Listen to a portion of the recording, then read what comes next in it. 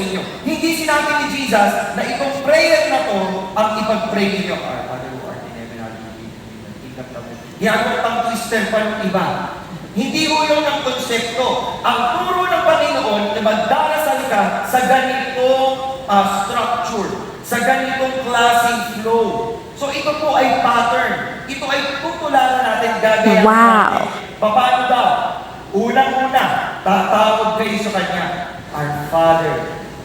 Our Father. Nice. Kasi niya na yung Aba. Alam niyo po yung Aba? You are the dancing queen. Chiquitita, you and I. Hindi, ibang Aba yun. Kaya ako Aba yung bandang yun kasi yun yung mga pangalan ng mga singer.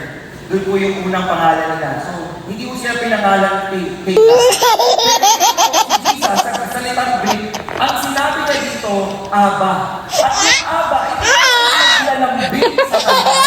Yung unang panahon, ang tinawag na Aba. Papa. Parang Korean novela lang yan. Oma.